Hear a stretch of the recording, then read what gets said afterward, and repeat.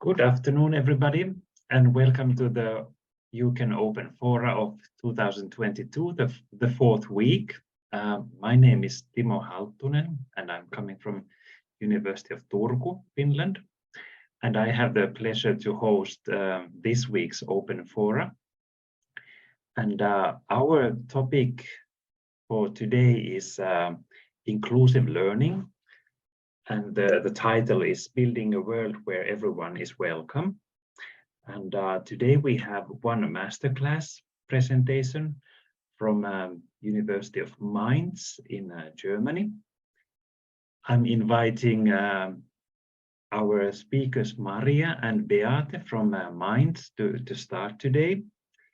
And the topic for today is really inclusion, and they are holding a masterclass with the title Implementation and Sustainability of a Diversity and Inclusion Strategy in Higher Education Institutions.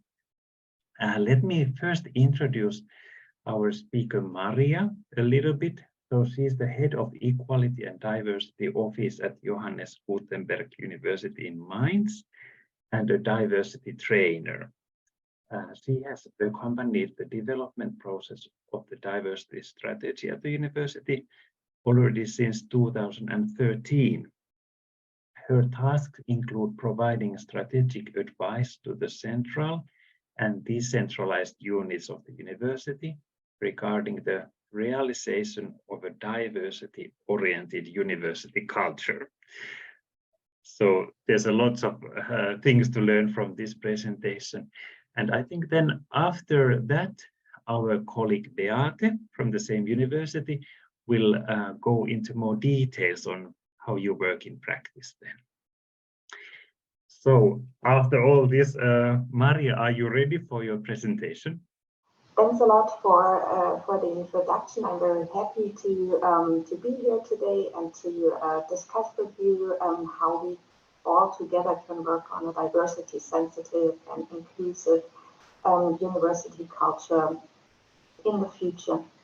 As Timo said, I'm head of the Equality and Diversity Office of Johannes Gutenberg University Mainz, and my university has around 30,000 students from over 100 nations, so it's one of the more larger and more diverse universities in Germany, especially since we are a member of the European University Alliance for them, which stands for fostering outreach within European regions, transnational higher education and mobility. But I like the acronym better, and that's why I mentioned that, because it indicates that it is an alliance that works for them, for every student, every staff member at our universities. So the commitment of universities to diversity and inclusion is a relatively new topic in German higher education, and we at JJU actively deal with that topic as a cross-cutting issue from a holistic point of view since 2013. But why is my university committed to that subject? Looking at the demographic change and the shortage of the skilled workers, the question is, of course, somewhat redundant, but nevertheless, the underlying message is part of my everyday work. So I start answering it with the fact that reducing discrimination and promoting equity is simply part of the social responsibility of universities and contributes to the achievement of the UN Sustainable Development Goals. 4, ensure the quality of education. 5, achieve gender equality and empower women and girls. 10, reduce inequalities. And 16, the promotion of peaceful and inclusive societies. That basically means that universities have an impact on society and act as multipliers of these goals. In the meantime, the focus of diversity work lies no longer only on gender or disability or internationalization. There are other serious discrimination risks, for example, the social background, limited financial resources, mental illness, chronic diseases, family or caretaking responsibilities, skin color, homosexuality, and so on. 25 of the students who took part in our diversity surveys in 2014, 17, and 19 say that they have experienced discrimination at university.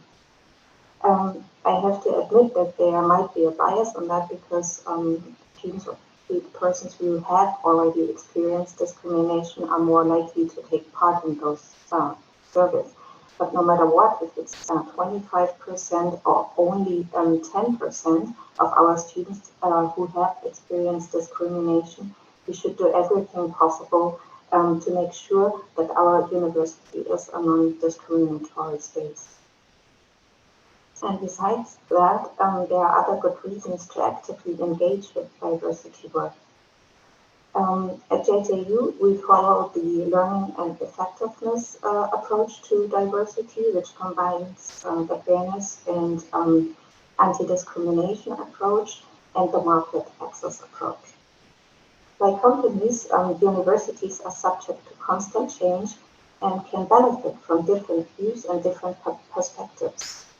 And I think we even need those different views in order to be able to fulfill our tasks in research, in teaching, and in lifelong learning.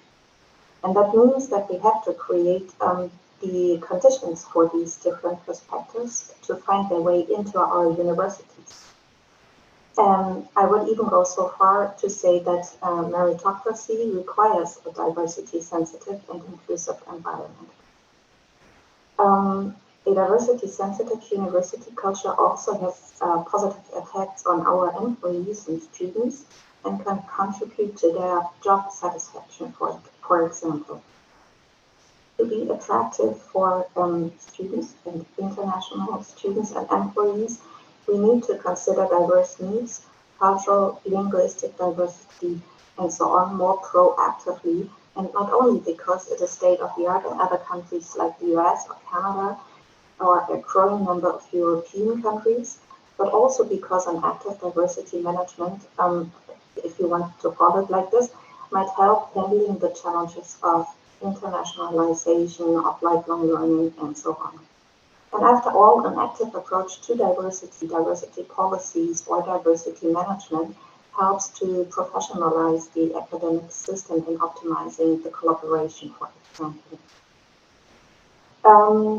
And furthermore, it encourages us to change perspective, to learn together, and to learn from each other. Finally, diversity policies can be considered as a critical success factor concerning the competitiveness of universities.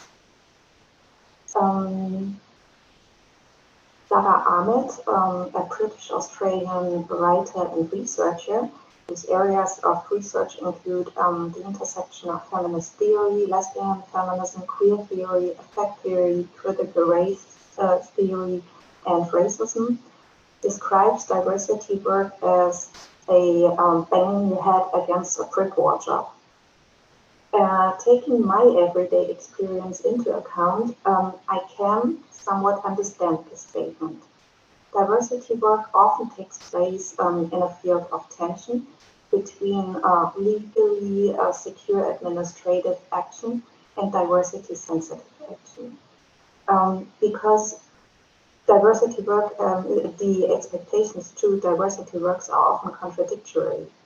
And diversity work often has to meet competing demands and operates in a field of tension between resistance on one hand and unrealistic expectations on the other hand. And overall, an inclusiveness is not a problem with a short-term solution. It needs ongoing efforts and a good foundation to go beyond diversity washing. To cut it short, it's not enough to just commit. We also have to practice what we preach. And that means we have to start with ourselves. I'm a huge fan of diversity mainstreaming, which means basically the consideration of diversity as a cross-sectional task. But all that can only really succeed if diversity and inclusion is understood as a task for everyone, that affects all university processes and structures. And I think it's less efficient if only individuals like the diversity and inclusion officers like me work for it. So it needs cultural change, and cultural change does not work without the involvement of the top management and a lot of ambassadors. It's important for me to say that on the one hand, when we look at the diversity-related challenges for different groups, at our universities, we should not forget that these groups are diverse in themselves, that people always combine multiple dimensions of diversity, which we should take into account in terms of an intersectional approach. And furthermore, it's important in my eyes that we should always keep in mind when designing measures that we acknowledge the specific challenges these groups encounter, and at the same time question the deficit-based attributions that they are often confronted with. That we also recognize the potential that arises for our universities if we enable previously underrepresented groups to participate more strongly, and that it's not enough to create support offers, but that we must actually become active at the institutional and at the structural level too. So how did we start that process at JJU? As I mentioned earlier, we approached the topic in 2013, and since 2014 we have been working on it very intensively. In 2014, JJU decided to take part in an audit offered by the Stifterverband für die Deutsche Wissenschaft, which provides like a structured process for implementing a diversity strategy. A project office was implemented to coordinate this process. Initially, this process was planned for 3 years, and we took part in this auditing process from 2015 to 2017. This auditing process involved a steering group, a steering committee, a diversity working group, and quite a few sub-project groups. The diversity working group is still in existence and open for all interested parties at our university to participate and to share their perspectives on diversity and inclusion within their different fields of action. In the auditing process, we decided on certain fields of action and focal points, and one of it was the topic of diversity-oriented teaching. One of on my slide, sorry, you can see some milestones of that process, and I'd like to highlight the 2017 strategy workshop, to which 200 members of our university were invited. We had numerous suggestions, additions, perspective, also criticism that emerged from this workshop, and that we try to incorporate into a first draft of our diversity strategy, which was, and I'm jumping to 2019 here in my slide, then discussed within within the different departments, and then also by the Senate. In 2021, the strategy was then adopted by the Senate, and I think you have that document, but you can also find it on our homepage. Since then, we have been working on further developing measures and instruments to implement our strategy.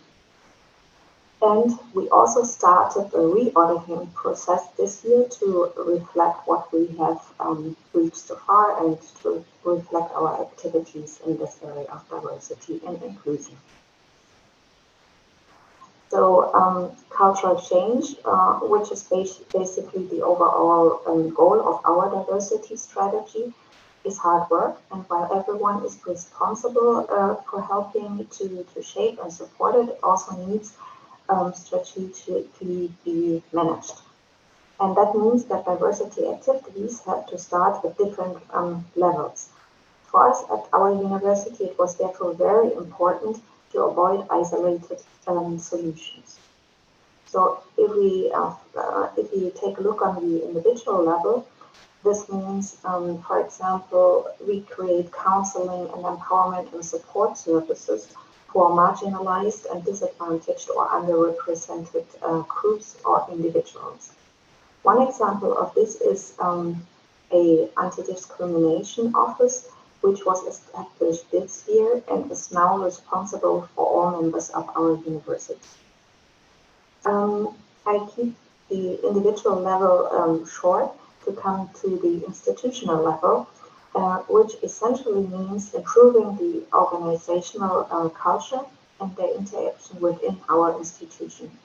We try to achieve that, for example, through awareness trainings, through communication of diversity as a value throughout our institution, by making diversity and its implications visible in the respective context, for example, the teaching and learning context, through knowledge transfer and support of the scientific examination of the topic,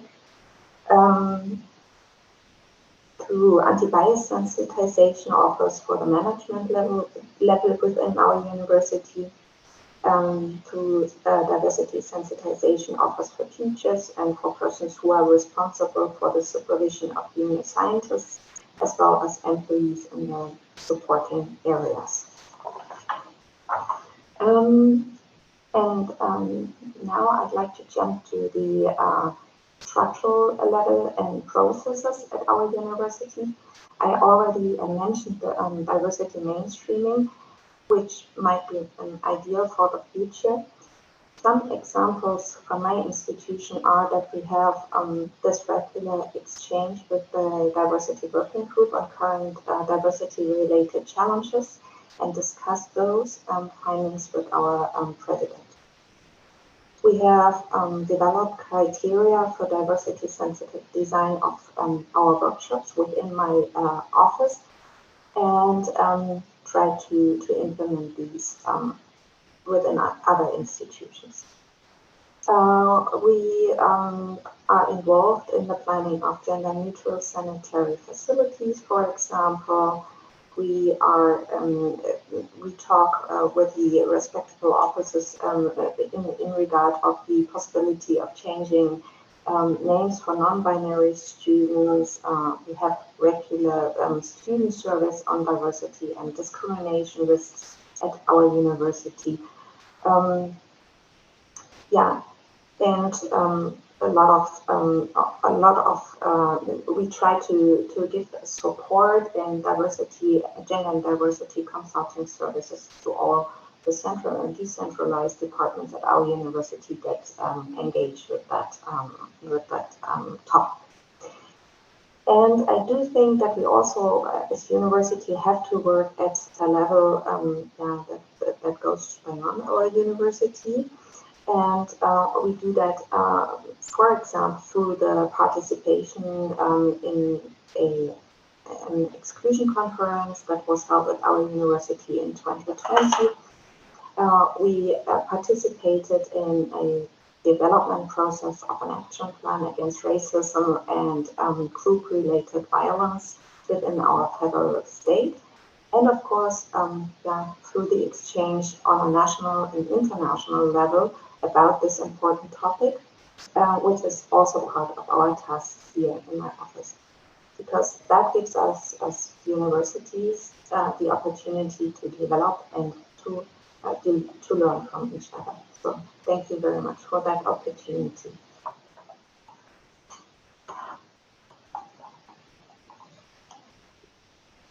Thank you, Maria. That was a very systematic and a wholesome approach that you just presented. And before we go to Beate, continuing on this topic, I see that there was a question or comment from Carme in the chat. So she's basically asking that, is it just you there in Mainz, or are all German universities so well advanced in this sense that there would be such a strategy in place? And and an action plan. What would you say on that question? What do you think? I think there are a lot of universities that take part in those auditing processes, for example, since like maybe 3 years. But I think that we have a diversity strategy, and also, for example, that anti-discrimination office that I mentioned before, that is something not unique, but advanced. Certainly, your approach looks very advanced. So congratulations from my part, and I think everybody agrees on that. And now let's continue a little bit on this topic on a more practical level, and I think I need to say a few words about Beate, although you probably know her very well. So Beate HÖRR comes from same University of Mainz. And she has a very extensive history in adult learning and continuing education in universities. So now at the moment, she's working as the director of the Center for Continuing Education at the Gutenberg University of Mainz. But she has also been in several positions in regional and national level. So for example, at the moment, a member of board of the administration of the German Institute for Adult Education, Leibniz Center for Lifelong Learning, and then the Regional Council for Continuing Education in Rhineland-Palatinate as an example of a regional network. And Beate, you will elaborate more on what happens in practice at the university, and maybe you will reveal something about an audit model that we are actually using in the SMILE project as well. So please continue, and then we will go into some questions from the audience. The floor is yours, Beate. Yeah, thank you so much, Timo, for this kind invitation and presentation. And thanks to my colleague Maria, she was ready, so to say, to step in and give us a glance of what University of Mainz is doing concerning diversity strategies. I would first of all try to link what I am going to present to what Maria presented. Maria talked about milestones that she went through with the diversity strategy, if you remember this milestone table. And when it comes ready now to the re-audit, how it is called, there is, for example, the first idea to combine what she is doing with the re-audit and what we are doing in the SMILE diversity audits. So this is an example, so to say, how Maria is trying to integrate those activities going on in her university. So I think this is exactly what she is aiming at, that with her diversity strategy, she is, so to say, opening and inviting all the rest of the university to participate, to contribute, to develop what she, so to say, gave as a frame with the diversity strategy. So this is, so to say, my first link to Maria's presentation. And then she talked about levels. She mentioned different levels of working.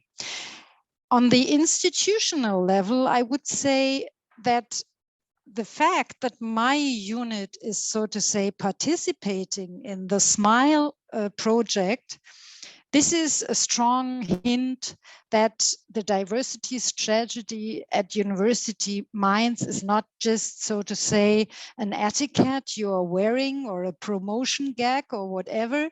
No, it is filled, so to say, with life. Yeah, the SMILE project is trying, so to say, to do what the strategy promised to do. So we try to fill that with life. put flesh to the bone, so to say. On the structural level, we try to also contribute and say, okay, it's not only Maria's unit as a presidential unit taking care of what is diversity and what is a strategy. No, we are, so to say, trying to defund the rest of the strategy into other units. And this is, so to say, for example, my unit. And at the inter-university level, I think Maria, she is well connected with her colleagues in Germany, but also abroad. And that's the same with me. So what I'm trying to do is, so to say, to contribute on inter-university level with a European project to promote what could diversity be at higher education institutions. And last but not least, on the content level, we tried to develop with SMILE a diversity audit model, which is flexible, which is easy, so to say, to reach, to get information of, and third, which does not cost anything. Because I think if you would ask Maria how she financed what she did, the process, it cost a lot of money. So we had the idea with the SMILE project, not only to talk about inclusion, but also to live inclusion in the way that all higher education institutions, be they very rich or not, have the chance, so to say, to take part. And with these preliminary words, so to say, I would like to share with you what I prepared. So no, this is the wrong screen again. I will try again, so to say. Okay. So let's see if that works. And I hope you can see my presentation now. Yes, we can. Okay, yes, we can. Okay, so now you have, so to say, the frame within I am speaking. Yeah, I am within the University of Mainz and the diversity strategy Maria introduced. And in this frame, we decided it could be a very good idea to follow the invitation of UCAN and have a European project about inclusion and diversity. So what is this SMILE project? The SMILE project stands for Social Meaning Impact through Lifelong Learning Universities in Europe. And this is, so to say, our contribution to my university's diversity strategy. As I said before, it's also, we have an internationalization strategy, and we believe in the so-called third mission. So this is part of that. And we try to support universities in self-reflecting and assessing their commitment to diversity and social inclusion. What does that mean, support in self-reflecting? If you look at the products, so to say, the instruments, the tools, you will easily recognize that they are reflecting tools, flexible tools, which you can adjust exactly at the point where you and your institution or your university is at. This tool, which I'm going to present, but just in a nutshell, this tool will be tested. This is the idea, so to say, of our self-testing and diversity audit model. It will be tested in various European universities and has been tested already. And it should be continuously improved through so-called peer audit and other self-audit processes. And we are willing to involve more than 20 universities. So this is kind of ambitious, I know, but we thought that the more variety we have in this testing process, the better the tool is, which, so to say, at the end of the day, is on the table. please feel free to step in if there are any questions, or if I'm talking too much, too fast, please step in. So the three main areas this project is, so to say, talking about is learners with migrant background. I think this is quite the biggest group. Women leadership in higher education with a focus on diversity management, and learners with low socioeconomic status. Now you know why we are talking about inclusion, so to say. This model we developed is suitable for higher education institutions or scientific institutions, but also if you have educational institutions or NGOs, this should fit also. We think this instrument is flexible and simple. It is, which is quite important, not only to talk about inclusion, but to live and realize, so to say, inclusion. That's the reason why this model is participative and self-reflecting. No costs, I mentioned that, which is, I think, in our times, in nowadays, quite important. And it builds on the current state of research, which means before we started to work, is the classical way to do so, we had some desk research. So the structural principle of this development of a diversity audit model tool for higher education institutions are those quality loops, I call them. So this means we drafted a generic template of this model, and we included a catalog of questions, big catalog of, I don't know, 200 questions. And then we sorted out which may be the important ones or the big questions and so on. And we tried to, so to say, cluster different areas of diversity, and always with this special focus on these three pillars, these three areas I mentioned at the beginning. What we did is we did 3 peer audits at 3 partner universities, which tried to, so to say, test what we developed. They tested the diversity audit model. Then we had a review, that means quality loop of the model. And now we are at the point that there lies on the table a kind of draft of this diversity audit model, which is a guide for moderators and self-assessment tools. And now we are at the point to test those new versions in 20 higher education institutions. So the outputs, as I mentioned before, will be a guide for moderators.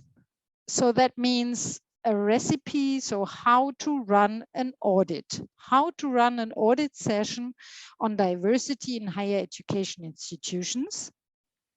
And secondly, we have this self-assessment tool, which is like, okay, you are having 3 managers for diversity already. Okay, then you go to step B. Oh, you do not have anything concerning diversity structures. You go to B.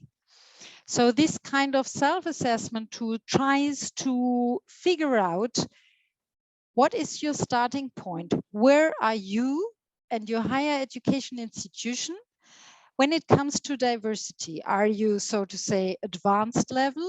Are you beginner, or are you an expert, so to say? So this is what I meant with flexibility.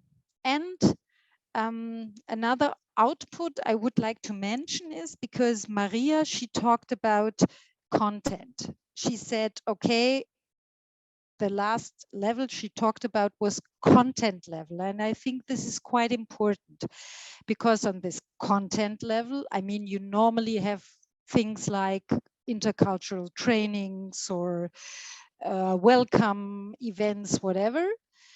And within this SMILE audit model, we also developed a CPD course, which is about diversity, which is about inclusion, and which is also for managers, for staff of the university, also administration staff, because the idea, once again, as Maria said, the idea is if you have a strategy or if you want to develop a strategy on diversity and inclusion, you need, so to say, integrate all the staff, all the people working and living at the university.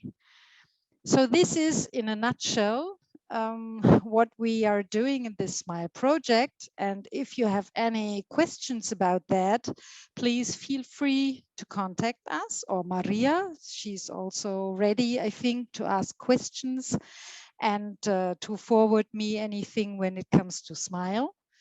So any questions, contributions, and thank you for your attention. Thank you, Beate, and thank you, Maria. I think we have some time for a couple of questions or comments from the audience. What do you guys think about this this model and the audit procedure?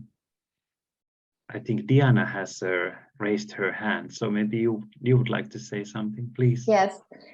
First of all, thank you very much, Beate, for this very good presentation, and also to link it to the diversity strategy of Mainz. And what I would like to add at this point, because I think this audit model is really valuable, because it's usable in different countries, which is not very common, because normally you have audit models or audit processes which are very nation specific. And this is a concept which was applied in the tests now in Romania, in Malta, and will be tested in different contexts in Germany. And this is, I think, something very innovative I wanted to point out. Yeah, thank you very much. And I saw that there is a comment or a question in the chat. Timo, if I may address to that. Yeah, I think it's actually related what Diana was just saying. So please go ahead. Yeah. So well, I think you put the finger, so to say, to the wound, because yes, we are so different in Europe, and yes, there are totally different understandings, perceptions, concepts of what diversity is. Yes, but I think this diversity audit model or the diversity strategy is the only way to, so to say, have a dialogue about what is our understanding of diversity and inclusion. I think it's not important, and this is exactly not what the SMILE audit wanted to do. We did not want to prescribe any definition of what diversity is. No, I think we are working in scientific institutions, and we all know that the reality is quite brilliant, different, and broad. So the idea is exactly not to prescribe or define what, please, diversity for all of us has to be. No, but to cope, so to say, to have a dialogue about, what is your perception of diversity? How interesting. Maybe we could, so to say, share our different perspective.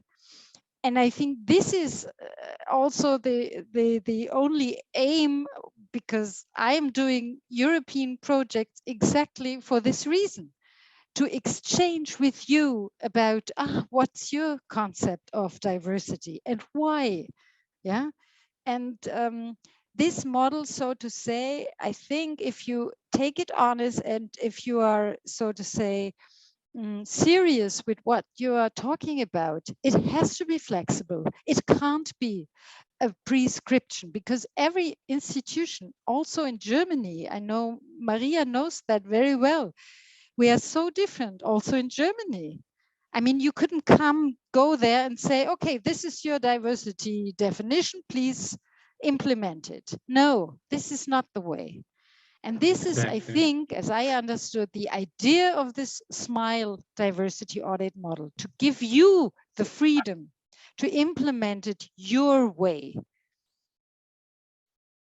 Very good. Thank you, Beate. And sorry, some background noise from the house as my son just got back and the dog is barking. But I think you said very, very nicely that you cannot push this agenda from the outside into the academic community or top down, but we need to really start developing a culture of accessibility and inclusion in our communities.